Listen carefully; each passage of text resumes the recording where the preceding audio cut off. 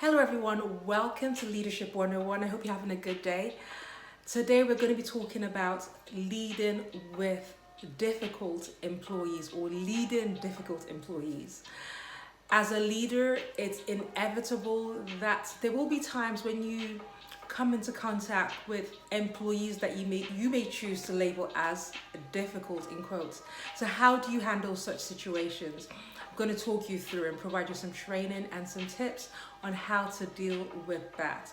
So what would you label as a difficult employee? A difficult employee perhaps is someone who is lazy, or a group of people who are lazy, who are uncooperative, who are not necessarily doing what they're supposed to be doing. They don't meet their deadlines. They maybe try and undermine your middle managers. They undermine authority. They criticize management. You may label those behaviors as difficult, but how do you handle it? It's important to be aware that Jim Rohn does say that you shouldn't necessarily be asking for a situation to be easier.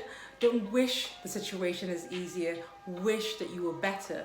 And so the important thing to note about the word difficult is that when you do that, you actually put the power in the hands of the employee. What you are saying when you use the word difficult, you're actually saying in that scenario that you have been presented with a challenge for which you have insufficient skills. Okay, so when something is difficult, and if you label an employee difficult, it's almost like you're giving up on that employee, but that's not necessarily the way that leaders should go. Because when you are faced with a challenge such as difficult behavior, then you should take it upon yourself to upskill yourself, to learn some new skills to enable you handle the employee or to handle the behavior appropriately. Okay, so how do you handle behavior that is displayed as difficult?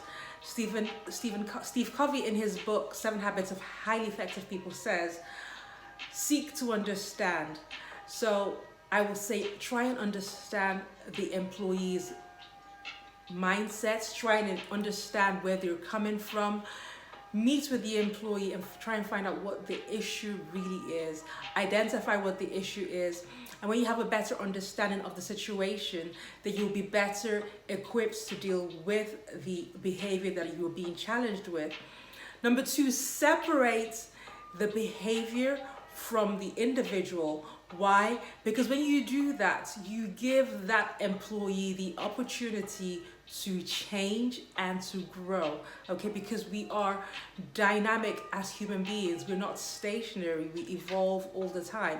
And so perhaps an employee has been displaying difficult behavior because that is the only way they know how to be. So it's your job as a leader to help them to see a different way. Another way to deal with difficult behavioral patterns is to try the soft approach. In most organizations, when employees aren't meeting targets or are not meeting the company standards, it's usually quite a hard approach that would be the first point of call. So there might be a disciplinary or there might be a meeting, and it's all very adversarial. But if you could perhaps try or consider using the soft approach and incentivizing your employees to encourage them to meet whatever standards you are trying to influence a change in. You could set the incentive for maybe 3 months, 6 months, and if there is a change consistently, more than likely when you stop the incentives, the employee will more than likely carry on doing what they like. They will carry on with the new method or the new way of being. However, if that employee reverts, then you may then have to go back to the old way of doing things, the hard style approach, which is a disciplinary and perhaps dismissal if it comes to that. However, what I would always encourage you to do is So try the soft approach first. Meet with the individual, provide them with incentives, and that will more than likely motivate them and persuade them gradually to move from behavior A to behavior B, which is the behavior that you are seeking. So when should you deal or handle difficult behavior?